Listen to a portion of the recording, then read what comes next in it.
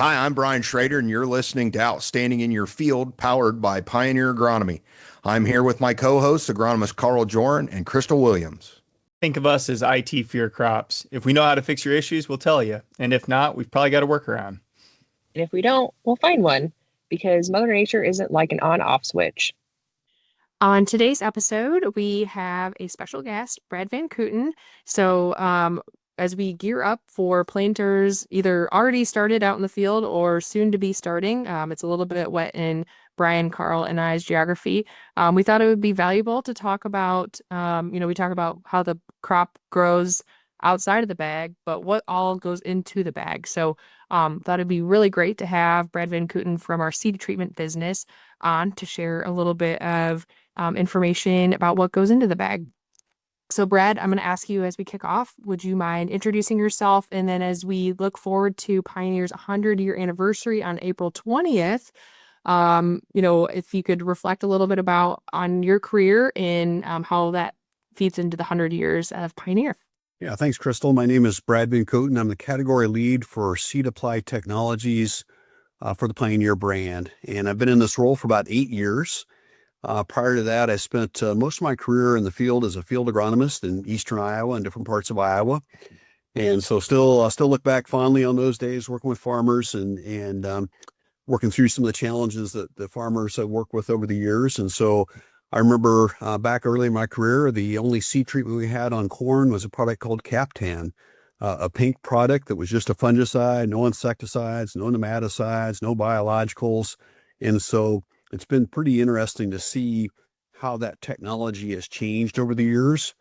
And now we've got 10 to 12, 13 ingredients on corn seed, soybean seed. So just a lot of protection, a lot broader protection. And I recall, being in the field, walking fields for stand establishment challenges, and the field would have the seed in the ground for, say, 3 weeks or so. And we were getting pretty nervous. Weren't sure we were ever going to see that seed again, and saw more variable stands. Now it feels like we can add, another week, maybe a couple weeks to the lifetime of that seed in the field before it has to emerge. And then I also think about, some of the things around even stand establishment and how seed treatments help with that. To me, that's pretty exciting to see. And we talked about even spacing for a lot of years on the agronomy side of things. Now it's really about even emergence. Not that spacing is not important, but that even emergence. And so as we're evaluating research data for new seed treatments, to me, it's always really interesting to see, okay, we're seeing an improvement in lack of gaps in stands or more even emergence with seed treatments. So giving each seed just a better shot at hitting its full potential. And so that to me is really exciting. Over the course of my career, I've seen farmers get so much better too, as far as, how they produce corn and soybeans. There's just the skill set is really improved over the years too. So it's been fun to see what the farmer can do, what we as a genetics company and as a seed treatment provider bring to our farmers, and just see all that come together. And just, it still amazes me, honestly, to see what a great job our farmers do as far as the high yields they produce and how consistently they produce them. I remember the first time I saw a field of 240 bushel corn, which now, for some folks would be a disappointment. And I didn't think I'd see it again. And now, guys knock out 250, 300. Obviously take some really good soils behind that too, but just the top side and even some of the more challenging soils, how much better and consistent we see the yields from those types of acres. So it's been a lot of fun over the years. Brad, you talked about Kooten and that being the kind of only offering in the seed treatment world back, 15, 20 years ago, maybe having to peel the curtain back even further yet. But the conversation related to seed treatment hasn't evolved too much past that. It's, do I have naked seed or treated seed? It's a pretty commoditized marketplace, recognizing that, you lead an entire team dedicated to the development and the pressure testing of different active ingredients. You said we got a dozen different products that we're putting on our hybrids and varieties these days. Can you tell us a little bit about the process that it takes to get something on Pioneer corn or Pioneer beans? Yeah, when I started this role, coming in from the agronomy side and the product side, I thought, how hard can it be to build a seed treatment recipe? You just mix them together. and, put them on the seed and away you go. And I've been really surprised. We've got a process called PASSER, and I won't go into great detail on the entire acronym, but each letter does stand for something. And, things like around plantability, seed safety, just make sure that we're not damaging the germ of the seed, stewardship. We've got to pass all the regulatory hurdles. If I think back, some of the chemistries we were using 20, 30 years ago, the safety of those chemistries versus what we're using today has changed remarkably also. And so that to me is a really positive thing. Efficacy, given my agronomy background, performance and adding efficacy is the thing I'm probably the most excited about, to be candid. But really all those other pieces are really important also. And another thing that surprised me just being close to our research group in this area is how many products don't make it. And so there's more things that can go wrong than I ever dreamed, around inert ingredients and how things mix together and things that aren't compatible that we thought would be compatible. And so that has delayed the process for some exciting chemistry, but we've also, I would say, brought more new exciting chemistry out with all of those benchmarks. And so kind of one of my worst fears being in this role is that I would have farmers that had problems with our seed treatment, and at midnight on Saturday night when they're planting, they can't plant anymore because it's not going through the planter, or worse yet, causes stand loss issues or causes problems for our farmers. And so don't want to jinx myself, but in 8 years we've not had that, and I really attribute that to our scientists and the PASSER process. There's some major companies in other parts of North America that took out one of their major crops with a seed treatment issue. And so it's something that I hope never happens to us. And I think we increase our odds dramatically with our PASSER process and how seriously we take each step just to make sure that I like surprises, but only good surprises, that we don't have any bad surprises when we put our products out there. And so really fortunate to work with a great research team that takes all that stuff very seriously and make sure that we deliver a product that our sales reps can be proud of, farmers have good success with. We also have steps in this PASSER process where we do 2 years of field testing with the exact recipe. And so I don't know if this is the greatest analogy or not, but I kind of think about my aging parents and all the medications that they take. And sometimes those medications kind of interact in not a positive way. And so we make sure that we take everything, put it together, and we've tested it as a complete Lumigen recipe. Lumigen's our umbrella name for our seed treatments. So that exact recipe is tested in the field for a couple of years. And so we learned things around application. We learned quite a bit in those last couple of years, but again, have a high level of confidence that we deliver it to the field sales team and to a farmer that is going to perform the way we said it was going to perform. So that ain't my job easy. Brad, you might talk. I think one of the things that's fascinating to me is just how much time we spend on these recipes and the actual treatment process itself, the physical treatment. I mean, this is not a bunch of guys in the lab titrating and doing small batches. I mean, we're running these through full scale treaters. We're looking at all that stuff. Could you talk a little bit about the seed lab itself and the infrastructure that goes into that as well? Yeah, so we have got several facilities called Centers for Seed Applied Technologies around the world, and they all work together and they share knowledge and information. We have one in Johnston, Iowa, central Iowa. That's one of our main seed applied technology labs. And they have kind of every type of treater. They have bowl treaters that we use like in our production plants for corn. They have the big drum treaters that you might see at your sales rep location. And they have kind of the key pieces of equipment so that it does actually start in a lab in not a petri dish, but in beakers essentially when they're mixing these ingredients together. And then they do scale ups within that facility. And then we typically try to get scale ups at like our production facilities and sales rep locations. So in ideal world, it starts in a beaker, in a test tube, and we work our way up to testing it at a sales rep location, particularly for soybeans. For corn, it would be a research or a production plant in a bowl treater. And those guys are really good, so they don't miss much, but it's still hard to replicate the real world. and some of the challenges that you get environmentally, different treating facilities. Soybeans are not, or corn seed is not ubiquitous as far as, or homogeneous.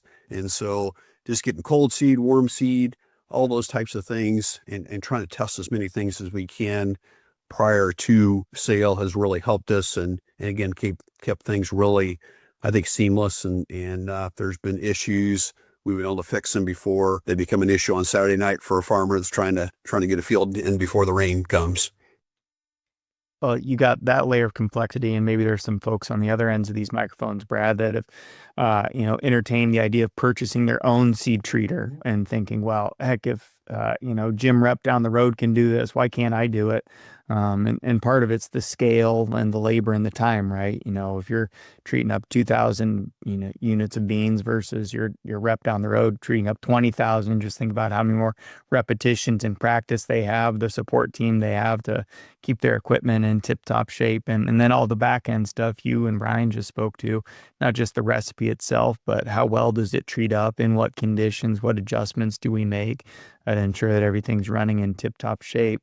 Kind of in that same vein of thinking, what would you say is the biggest myth related to soybean seed treating, or just seed treatment at large? Take it to corn if that's an easier question to tackle. But myth busting is something that I think is kind of fun to do as it relates to seed treatment. Yeah, I think it's there's certainly folks that can treat their own soybean seed and do a mighty fine job. I think probably the biggest myth, Carl, that gets under my skin a little bit. And so, my friends always dig me with this one is, all seed treatment's the same, right? As long as it's got color on it, it's the same. And that's a long, long ways from the truth. And so, again, you can buy, good seed treatments in the open market. But I'm really proud of what Pioneer does and what they've enabled me to do in this role.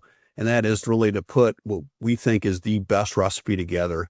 And so we'll source the entire industry. You can imagine, if you're a seed treatment provider, you'd like to have your seed treatment on the millions of units of Pioneer seed that's out in the countryside. And so we don't have any trouble testing products or having folks knock on our door and say, hey, we would like you to use our seed treatment. And so we test dozens products every year, hundreds, over a period of time.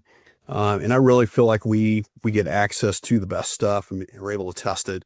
And the other nice thing about Pioneer is that we do our own testing. And so, as you might guess, a lot of folks will knock on our door and, it's 3 or 4 bushel on beans, 7 to 8 bushel on corn kind of yield advantage claim.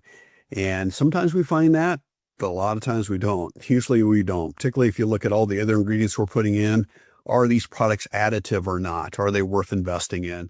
So it's really fun to see the testing and the research that's done every year.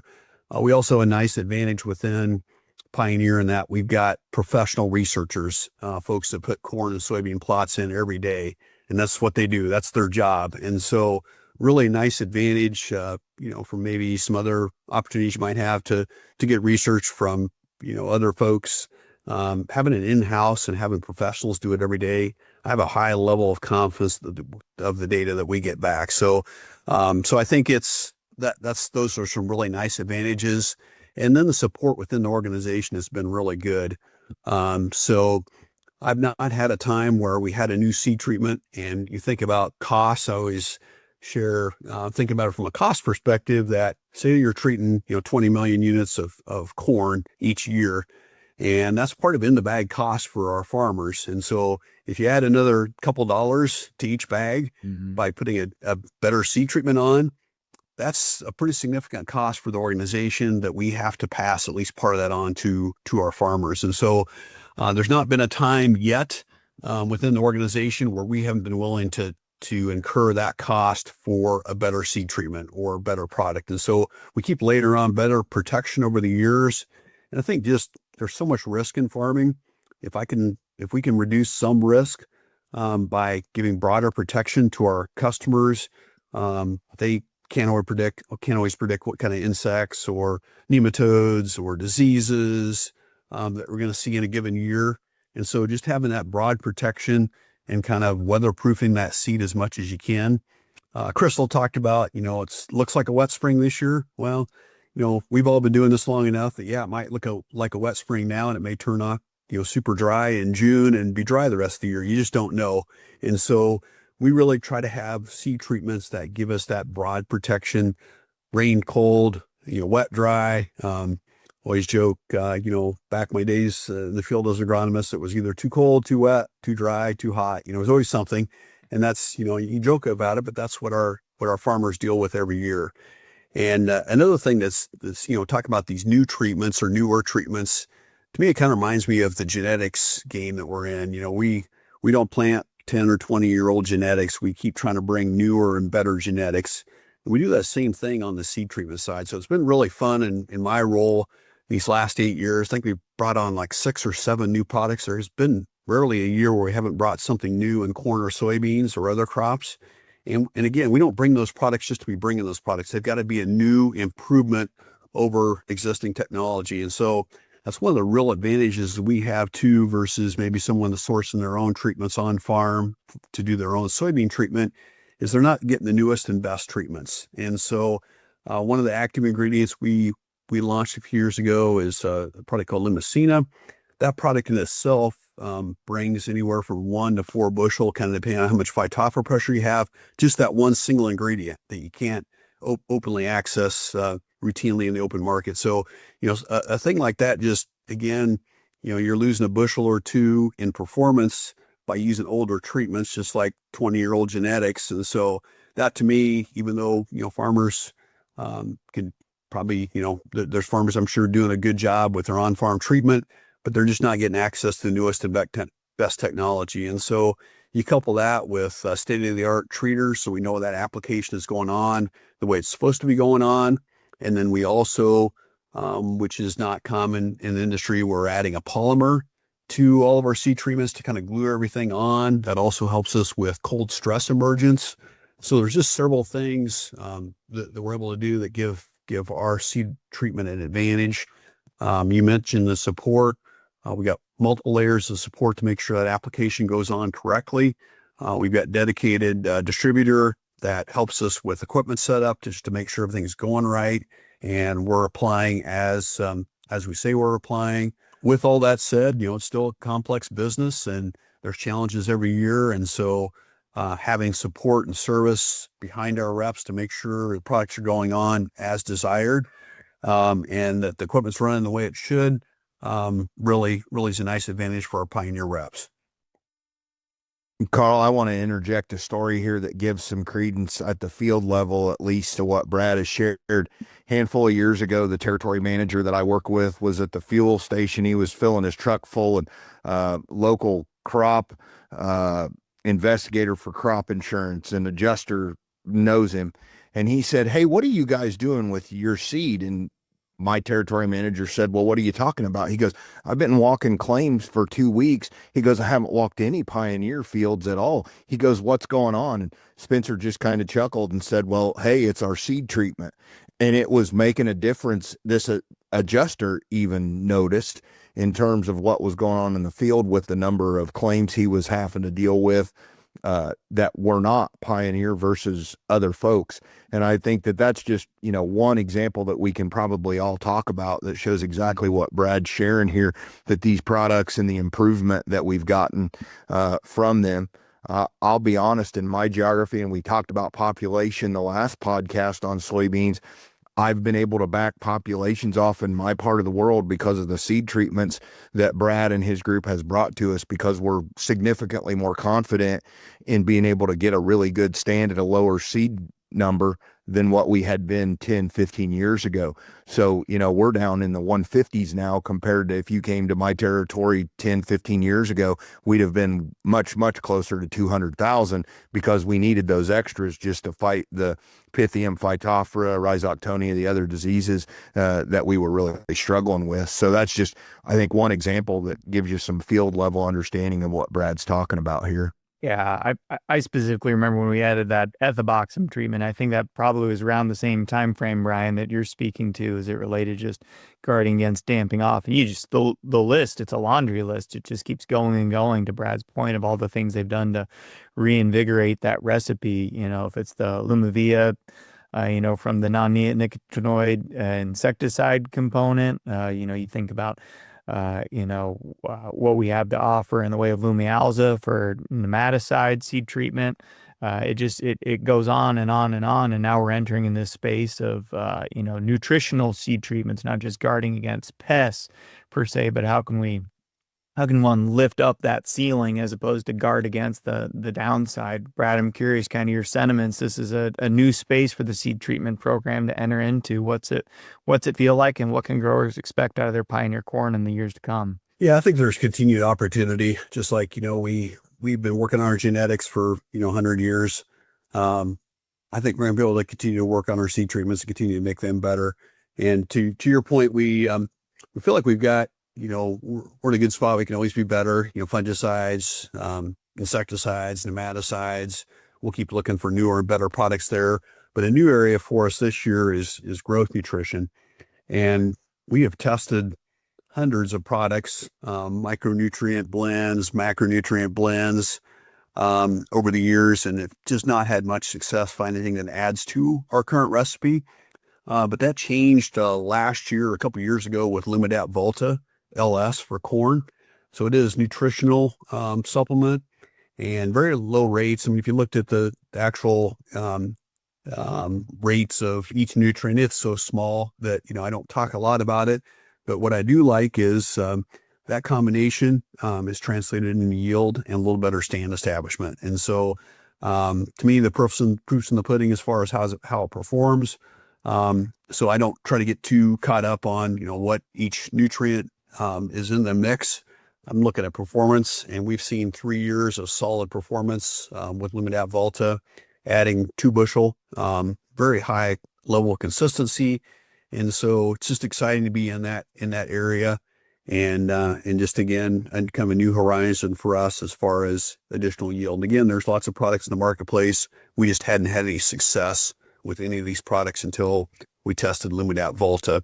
And so something we started adding to our corn seed last fall, and then, the future, essentially everything this fall will be treated with Lumidat Volta. So high percent of our corn has on this year, and then it'll just get higher and higher as we continue to treat new crop in future years. On that line of thinking, as it relates to spring and it being 50, 60 degrees outside, on a day like today when we're recording, middle of April, we're going to get a nice, warm shot of a few days where you're looking at the upper 70s. If you got the seed that's been delivered to, your tool shed, and it's been sitting there in the dark and the cold, any tips for folks to maximize flowability that you might recommend? Space around the boxes, bringing them out in the light of day. You've been at this for a while, so you've probably got all the handy tips and tricks for folks as they prepare to get their corn to the field. Yeah, no, good question, Carl. So one of the challenges is cold seed. You take it down into a warm environment, particularly early afternoon planting.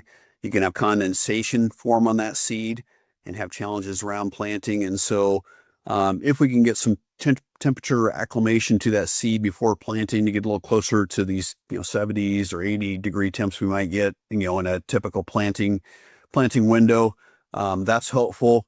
But with all that said, I'd say that the one real key thing is just talc and graphite. And we added Poncho 1250, high rate of Poncho 1250, or Lumidat, or Lumisure 1250 here a few years ago to our chrome seed. And so we were really cognizant, that's a pretty high rate of seed treatment. We didn't want any plantability issues. So we did a bunch of testing. We put seed in cold storage down at 50 degrees, took it out in a seed tender. We actually partnered with John Deere and Kinsey with that, took it to John Deere's farm and asked them for the toughest planter you got. Give us the most difficult planter. And so they had one that had a ton of tubes on it. It was a 36 row, 20-inch planter. And so they gave us that planter and did the testing with us. And so we found the smallest seed we could find and the largest seed we could find, just again to try to replicate what growers might experience. And I was surprised if we took talc and graphite and actually followed the manufacturer's recommendations or John Deere's recommendations. We also did it with Kinsey. If we followed the recommendations and mixed it well, we were able to plant up to 85,000 seeds per acre on corn. So I'm like, oh, this is pretty good. And it was a nice warm day. So we had some condensation, but that talcum graphite really fixed it. It surprised me, for my days in the field. I'm not sure. I'm sure you guys, everyone listening to this does a really good job of mixing their talcum graphite. But I had farmers that I work with in Iowa, that didn't probably do the greatest job of mixing that talcum graphite and had some challenges. But if we mix that well and follow the recommendations, we were very successful. So yeah, ideally, if I could warm the seed up, that would give me even a bigger advantage. But I think that talcum graphite and mixing it well and just being conscientious there really, really has helped us. Brad, what you're insinuating is we need to slow down and evaluate what the manufacturer is recommending for talcum graphite. But sometimes in the rush of spring, it gets a little bit hectic, and we don't want to think about doing that. So I can understand and empathize with customers there. The next, kind of shifting gears a little bit towards soybeans. As I think about our geography, we cover Illinois and Indiana, and within that geography has been a pretty big hot spot for red crown rot. I guess where are we at in terms of evaluating seed treatments on the market and something to help support customers in that way? Yeah. So growers that have dealt with red crown rot know it's a really difficult disease. And so I'd like to say that, seed treatments are a silver bullet for red crown rot. You don't need to worry about anything else. One of the neat things about working for Pioneer over my career is that we've had challenges in the past around our products and various things. The really cool thing is the organization has always done a really nice job of trying to figure out the issue and get it fixed. It may not be, overnight kind of thing. We talked about stand establishment. I remember the first half of my career that stand establishment wise, we really were not better than the competition. And usually I was a little nervous to go out on those side-by-side calls because we had challenges getting stands. So I think we've kind of flipped the script there. Red crown rot, I don't know that I would say that we were at any disadvantage. It's just a really tough disease. And so we work closely with our plant breeders. They now have scores for red crown rot. We evaluated every seed treatment that we possibly could. We developed a lab test in Indy that we can pre-screen products to determine whether they're going to have efficacy for red crown rot. So we've looked high and low there for additional support for red crown rot. And so we continue to learn. Also, we've got a phenomenal agronomy staff as far as understanding what's going on in the field and trying to figure things out. And so I think really the genetics and seed treatment component, that combination is going to give growers the best shot at red crown rot protection and yielding through that. Seed treatment wise, we've looked at products kind of the SDS realm like Alivo, Sultro. This new product from Syngenta called Victrado. We've looked at all three of those. And Alivo and Sultro provide some efficacy, but we've seen quite higher or improved efficacy on red crown rot with Victrado. And so we did source some of that for our Pioneer reps in the red crown rot areas this year. We'll continue to learn. We'll continue to do research. But on the seed treatment side, it does appear like it's a step change improvement over our other options. Again, don't think it's a silver bullet. It doesn't cure everything. So take the best Pioneer genetics you can, couple that with our Lumigen seed treatments and Victrado, and that's going to probably give you your best shot moving forward. Another interesting little side note is our base treatment, just our Lumigen treatment. We can't quite figure out what component, but when we put that combination together, it's got again, not silver bullet, protection, but it's got an edge over some competitive base seed treatments too. So we really like kind of that 1-2 punch that we've seen with a little improvement with our base treatment and then couple the Victrado with it. And so I feel good about our offer for this year in that I think with the genetics, pick genetics, they got the best tolerance you can find from Pioneer and then couple it with Lumigen plus Victrado. I think it gives us the best shot for our farmers to have success in that under that disease. It's a tough one. It's a nasty one. I remember when SDS, sudden death syndrome, came into my area and was devastating. And over time, again, Pioneer did a really good job of building better tolerance. Products like Alivo came on. And so it's something we can manage fairly well right now. And with red crown rot, I think we'll get there also. We'll continue to improve. But those are kind of the things that we've seen to date on that disease.